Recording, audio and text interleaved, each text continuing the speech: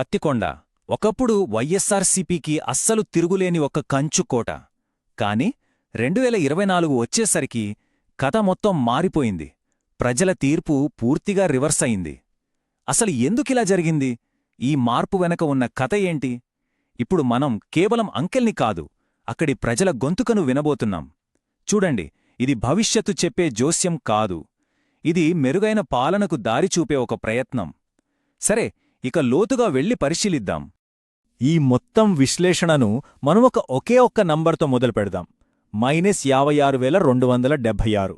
ఇది కేవలం ఒక అంకె కాదు, ఇదొక కథ. వేలాది మంది ప్రజల ఆశలు, వాళ్ల నిరాశలు, మార్పు కోసం వాళ్లు పడిన తపన, వీటన్నింటి ప్రతిబింబమిది. ఆలోచించండి, 56,276 ఓట్లు అంటే దాదాపు పత్తికొండలో ప్రతి నలుగురిలో ఒకరు తమ నిర్ణయాన్ని మార్చుకున్నారన్నమాట. ఇంత భారీ మార్పుకు అసలు కారణమేంటి? 2019లో దగ్గర 60% ఓట్లతో గెలిచిన పార్టీ కేవలం 5 ఏళ్లలో 44% పడిపోవటమనేది అస్సలు మామూలు విషయం కాదు. ఇది కేవలం ఒక ఓటమి కాదు, ఒకప్పుడు తమ మీద పూర్తి నమ్మకం పెట్టిన ప్రజల నుంచి వచ్చిన ఒక చాలా బలమైన సందేశం. ఇంత పెద్ద పతనానికి దారితీసిన పరిస్థితులేంతో ఇప్పుడు మనం లోతుగా చూద్దాం. సరే, ఈ విశ్లేషణలో మనం స్టెప్ బై స్టెప్ ముందుకు వెళ్దాం. ముందు తీర్పు ఎలా తిరగబడిందో చూద్దాం.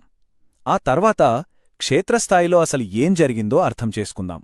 నెక్స్ట్ ఓటమికి అసలు కారణాలేంటో విడమరిచి చూద్దాం. ఇక అక్కడ్నుంచి నమ్మకాన్ని మళ్లీ ఎలా సంపాదించాలో చూసి ఫైనల్గా భవిష్యత్ పాలన కోసం ఒక క్లియర్ బ్లూ ప్రింట్ తయారుచేద్దాం. మొట్టమొదటగా ఈ మార్పు ఎంత పెద్దదో చూద్దాం. +40,000 ఓట్ల మెజారిటీ నుంచి -14,000 ఓట్ల లోటులోకి. ఈ ప్రయాణం కేవలం అంకెల్లో చూసినా ఎంత డ్రమాటిక్గా ఉందో కదా. నిజంగా ఇది రాజకీయాల్లో ఒక భూకంపం లాంటిదే. చూడండి, నంబర్స్ ఎప్పుడూ అబద్ధం చెప్పవు. 2019లో వైఎస్సార్సీపీ అభ్యర్థి శ్రీదేవిగారు ఏకంగా 42,065 ఓట్ల భారీ మెజారిటీతో గెలిచారు. కాని సరిగ్గా 5 ఏళ్ల తరువాత 2024లో టీడీపీ అభ్యర్థి కేఈ శ్యామ్కుమార్ గారు 14,211 ఓట్ల తేడాతో గెలిచారు. అంటే మొత్తం ఓట్ల స్వింగ్ 56,276. రాజకీయాల్లో పరిస్థితులు ఎంత వేగంగా మారిపోతాయో చెప్పడానికి ఇదొక పర్ఫెక్ట్ ఉదాహరణ. సరే, ఇప్పుడు మనం కేవలం నంబర్స్ నుంచి బయటికొచ్చే క్షేత్రస్థాయిలో వాస్తవాల వైపు చూద్దాం. పత్తికొండ నియోజకవర్గం యొక్క ఆత్మను, అక్కడి ప్రజల బతుకుల్ని మనం అర్థం చేసుకుంటేనే వాళ్ల తీర్పు వెనుకున్న కారణాలు మనకు పూర్తిగా అర్థమవుతాయి. ప్రజల నాడిని పట్టుకోవడమే ఇక్కడ మన అసలు ఉద్దేశం. పత్తికొండ కర్నూలు జిల్లాలో తెలంగాణ సరిహద్దులో ఉన్న నియోజకవర్గం. 5 మండలాలున్న ఈ ప్రాంతం మొత్తం వ్యవసాయం మీద ఆధారపడి బతుకుతుంది. అంటే ఇక్కడి భూమి, ఇక్కడి ప్రజల జీవనశైలి, వాళ్ల ఆశలు అన్నీ వ్యవసాయంతోనే ముడిపడి ఉన్నాయి. అంటే ఇక్కడి రాజకీయాలు కూడా పంటలతో, వర్షాలతో, రైతుల కష్టసుఖాలతోనే ముడిపడుంటాయన్నమాట. ఈ ప్రాంతం కొన్ని ఏళ్లుగా కొన్ని తీవ్రమైన సమస్యలతో పోరాడుతోంది. వ్యవసాయ సంక్షోభం, ఎండిపోయిన నీటి చెరువులు, పనికోసం పక్క రాష్ట్రాలకు వలసలు, సరిగ్గా లేని రోడ్లు.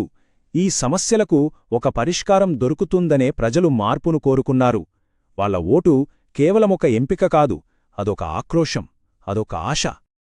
ఏ ఓటమికి కూడా ఎప్పుడూ ఒకే ఒక్క కారణం ఉండదు, అది ఎన్నో కారణాల కలయిక. ఇప్పుడు మనం ఆ ఓటమి వెనకున్న వ్యవస్థాగత, రాజకీయ మరియు సామాజిక కారణాలను ఒక్కొక్కటిగా విశ్లేషిద్దాం. సమస్యను సరిగ్గా అర్థం చేసుకుంటేనే కదా పరిష్కారం దొరికేది. చూడండి, మనకు కనిపించే మొట్టమొదటి సిగ్నల్ ఏంటంటే ఓటింగ్ శాతం విపరీతంగా పెరగడం. 2019లో సుమారు 81.6% ఉంటే 2024లో అది ఏకంగా 92.7%కి చేరింది. అంటే ఇది అధికార పార్టీకి ప్రజలు మౌనంగా పంపిన ఒక బలమైన హెచ్చరిక అన్నమాట. మార్పు కావాలనే ఓటర్లు ఎంత గట్టిగా కోరుకుంటున్నారో ఈ ఒక్క నెంబర్ మనకు స్పష్టంగా చెబుతోంది. ఇక రెండోది స్థానికంగా ఉన్న తీవ్రమైన వ్యతిరేకత. రోడ్లు, నీటిపారుదల, ఒక పాలిటెక్నిక్ కాలేజ్, గిరిజన బాలికల కోసం ఒక హాస్టల్, ఇలాంటి కీలకమైన హామీలు నెరవేరలేదనే అసంతృప్తి జనంలో చాలా బలంగా ఉంది. ఆ నెరవేరని హామీలే ఓటు రూపంలో వ్యతిరేకతగా బయటపడ్డాయి. ప్రజల ఓపికకు కూడా ఒక హద్దు ఉంటుందని ఈ తీర్పు రుజువు చేసింది. మూడవది, ఇవి అంతర్గత సమస్యలు. పార్టీలో ఉన్న కీలకమైన లోకల్ లీడర్లను, వాళ్ల వర్గాలను పట్టించుకోకపోవడంతో గ్రౌండ్ లెవెల్లో ప్రచారం చాలా వీక్ అయిపోయింది. గుర్తుంచుకోండి, యుద్ధం గెలవాలంటే సైనికులు మాత్రమే కాదు, సేనాధిపతులు కూడా ఐక్యంగా ఉండాలి. ఇక్కడ అదే లోపించింది. ఈ స్వాట్ అనాలిసిస్ చూస్తే మనకు మొత్తం చిత్రం క్లియర్గా అర్థమవుతుంది. వైఎస్సార్సీపీకి సంక్షేమ పథకాలు, వాలంటీర్ నెట్వర్క్ లాంటి బలాలున్నాయి నిజమే, కానీ స్థానిక వ్యతిరేకత, నెరవేర్చని వాగ్దానాలు లాంటి బలహీనతలు వాటిని దెబ్బతీశాయి. టీడీపీ, జనసేన, బీజేపీ కూటమి రూపంలో ఉన్న ముప్పు ఈ లోపాలను తనకు అనుకూలంగా మార్చుకుంది. ఇక్కడ ఒక ముఖ్యమైన విషయాన్ని మనం గుర్తుంచుకోవాలి. పరిపాలన అనేది ప్రతి పౌరుడి ఆత్మగౌరవాన్ని కాపాడాలి. నాయకులు ప్రజలతో మాట్లాడేటప్పుడు వారి మాటల్లో నిజాయితీ, జవాబుదారీతనం ఖచ్చితంగా ఉండాలి. ఇదే కదా నిజమైన ప్రజాస్వామ్య స్ఫూర్తి. నాయకులు ప్రజలకు సేవకులు, ప్రజలే యజమానులు అనే విషయాన్ని ఇది మనకు గుర్తుచేస్తుంది. ఇప్పటివరకు మనం సమస్యలను విశ్లేషించాం. ఇప్పుడు పరిష్కారాల వైపు వెళ్దాం. ఓటర్లతో ఆ సంబంధాన్ని మళ్లీ ఎలా కలుపుకోవాలి? వాళ్ళ నమ్మకాన్ని తిరిగి ఎలా గెలుచుకోవాలి? దీనికి ఆచరణలో పెట్టగలిగే ఒక స్పష్టమైన బ్లూప్రింట్ కావాలి. ఒకే మందు అన్ని రోగాలకు పనిచేయదు కదా. అలాగే ఒకే పరిష్కారం అందరి సమస్యలను తీర్చలేదు. అందుకే ఒక్కో వర్గానికి ప్రత్యేకంగా వాళ్ల అవసరాలకు తగ్గట్టుగా పరిష్కారాలు చూపించాలి. యువతకు ఉద్యోగాలు, మహిళలకు ఆర్థిక భరోసా, రైతులకు సాగునీరు, ఎస్సీ ఎస్టీ వర్గాలకు చదువు, వసతి, వీటిపై ఫోకస్ పెట్టాలి. వాలంటీర్ వ్యవస్థను మళ్లీ సరిదిద్దాలి. వాళ్లను కేవలం ఎన్నికల ప్రచారానికి ఒక సాధనంగా చూడకుండా ప్రజలకు, ప్రభుత్వానికి మధ్య ఒక వారధిగా మార్చాలి. నీళ్లు, రోడ్లు, కరెంట్ లాంటి చిన్న చిన్న సమస్యలను గుర్తించి వాటి పరిష్కారానికి సాయం చేసే ఒక లైఫ్ సిస్టంలాగా వాళ్లను తయారుచెయ్యాలి. ఇక కమ్యూనికేషన్. ఇక్కడ చాలా పెద్ద మార్పు రావాలి. ఎప్పుడూ పాత విజయాల గురించే చెప్పుకోవడం ఆపి జరిగిన పొరపాట్లను ఒప్పుకోవాలి. మీరు చెప్పింది మేం విన్నాం, మాకు అర్థమైంది, ఇకపై మా ప్లాన్ ఇదిగోండి అని చెప్పి ప్రజల దగ్గరికి వెళ్లగలగాలి. గెలుపు అహంకారాన్ని నేర్పిస్తే ఓటమి వినయాన్ని నేర్పుతుంది అంటారు. ఆ వినయంతో ప్రజల ముందుకు వెళ్ళినప్పుడే వాళ్లు మళ్లీ మనకోసం తలుపులు తీస్తారు. ఇప్పుడు మనం ఈ వ్యూహంలో అత్యంత కీలకమైన భాగానికి వచ్చాం. ప్రజలకు వెంటనే కంటికి కనిపించే, వాళ్ల జీవితాల్లో నిజమైన మార్పు తీసుకొచ్చే కొన్ని ముఖ్యమైన ప్రాజెక్టులను వెంటనే మొదలుపెట్టాలి.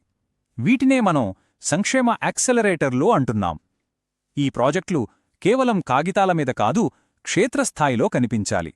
మాటలు కాదు, చేతలు కావాలని ప్రజలు కోరుకుంటున్నారు. ఈ యాక్సెలరేటర్లు ఆ చేతలకు నిదర్శనంగా నిలబడతాయి. మొదటిది టొమాటో ప్రాసెసింగ్ యూనిట్. ఇది రైతు ఆదాయాన్ని నేరుగా పెంచుతుంది. రెండవది నీటిపారుదల వ్యవస్థ. ఎండిపోయిన చెరువులను మళ్లీ నింపడం. మూడవది రోడ్ల అభివృద్ధి. ఈ మూడు పనులు ప్రజలు ఏళ్లుగా ఎదుర్కొంటున్న సమస్యలకు డైరెక్ట్ సొల్యూషన్స్. ఇవి వాళ్ల జీవన ప్రమాణాలను పెంచే ఇన్వెస్ట్మెంట్స్ అన్నమాట. రైతు కళ్లలో ఆనందాన్ని, గ్రామాల్లో సౌకర్యాన్ని ఇవి అందిస్తాయి. గుర్తుంచుకోండి, ఈ పనులన్నీ కేవలం ప్రాజెక్టులు కావు. ఇవి భరోసాను మళ్లీ నిర్మించే ఇటుకలు. ప్రజలకు వాళ్ల నాయకులకు మధ్య ఉండాల్సింది ఈ నమ్మకమే. ఇచ్చిన మాటను నిలబెట్టుకున్నప్పుడే ఆ భరోసా ఏర్పడుతుంది. ఆ భరోసాయే నిజమైన రాజకీయానికి పునాది. మనం ప్రజలకు దగ్గరయ్యేటప్పుడు ఒక నైతిక సూత్రాన్ని ఎప్పుడూ మర్చిపోకూడదు. ప్రతి పౌరుడి వ్యక్తిగత గోప్యతకు, వాళ్ల అనుమతికి మనం విలువివ్వాలి. టెక్నాలజీ అనేది ప్రజలకు సేవ చేయాలి గాని వాళ్లను కంట్రోల్ చెయ్యకూడదు.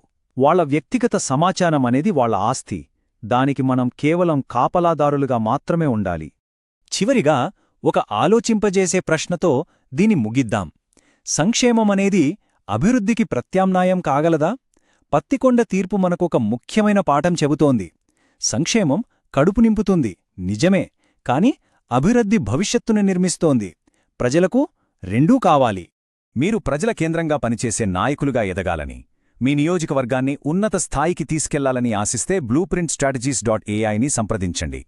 mgr@blueprintstrategies.ai ఈమెయిల్ చేయండి, లేదా 08042041602 నంబర్కు కాల్ చేయండి. రాజకీయాలకు అతీతమైన లక్ష్యం.